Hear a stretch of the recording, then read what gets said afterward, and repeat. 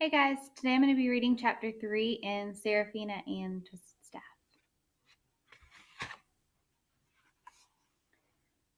As the wolfhound charged in, Serafina threw her arm across her neck. Instead of tearing through her throat, the dog's fangs chomped down on her forearm, shooting spikes of pain through her bone as she screamed.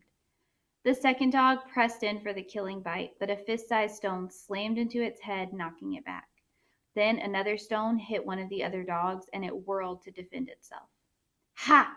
came a violent shout out of the darkness as a boy with long wild hair leapt into the fray, striking and punching and clawing, flailing his arms in a spinning, growling attack. Fierce with pain, Serafina slammed the heel of her hand into the nose of the dog, clamped on her arm, pushing the dog away. "Get up! Stay bold! Run!" the boy shouted at her as he attacked two of the dogs and cleared the way for her. Serafina scrambled up onto her feet, ready to flee, but just when she thought she and the boy were gaining the advantage and might actually be able to escape, one of the dogs came leaping out of darkness, slammed into the boy's chest, and knocked him off his feet. The boy and the dog rolled to the ground in a somersault of snarling, biting ferocity. The next dog lunged at Serafina. She dodged it, but another dog came at her from the other side. "You can't outrun these things for long," the boy shouted. "You've got to get to cover." She dodged a lunging bite, then a second and a third, but the snapping mouths kept coming at her. She slammed a dog in the head and punched one in the shoulder, but the dogs just kept biting, biting, biting. She ran backward, defending herself from the incoming bites, but then she slammed into the face of a sheer rock wall and could retreat no farther. She crouched into an attack position, hissing like an animal caught in a trap. Just as the dog leapt at her, the boy tackled it to the ground. "Now!" he shouted. "Climb!" Serafina turned and tried to scramble up the craggy rock face, but the rock was dripping with water and too slippery to climb. Emboldened by her attempt to escape, two of the dogs immediately charged. She kicked their heads away repeatedly with her feet. She swatted and punched with her fists. "Don't fight, you fool! Climb!" the boy shouted. "You've got to run!" Just as she turned to climb, another dog lunged at her, but the boy leapt onto its back, biting and scratching like a wild animal. The hound howled in vicious indignation and twisted around, snapping furiously at the boy. They went tumbling onto the ground in a fierce ball of a battle. Two more dogs dove fang first into the melee. Seeing her chance, she jumped up and grabbed the branch of a rhododendron, then hoisted herself up the face of the rock.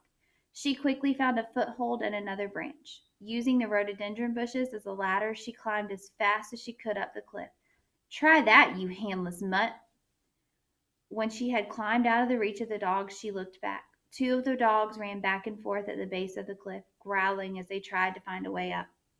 The braver and stupider of the two tried repeatedly to run up the sheer wall, only to fall back down again. "Go on back to your master, you nasty dogs," she spat at them, remembering the dark and shadowy figure. But as she looked out across the woods, it wasn't their master she was looking for. She couldn't see the other three dogs or the boy. The last time she saw him, he'd been consumed in a terrible battle. She hadn't been able to tell who was winning and who was losing, but it seemed impossible that he could fight off all three of them at once. She waited and listened out into the forest, but there was nothing. The two dogs that had been on her had disappeared. They were running along the base of the cliff. "Those mongrels are looking for another way up," she thought. She had to keep moving before it was too late. She climbed another 15 feet until she reached the top edge of the cliff. Panting and exhausted and bleeding from her head, arms, and calves, she crumpled to the ground. She scanned the trees below her, searching for the boy.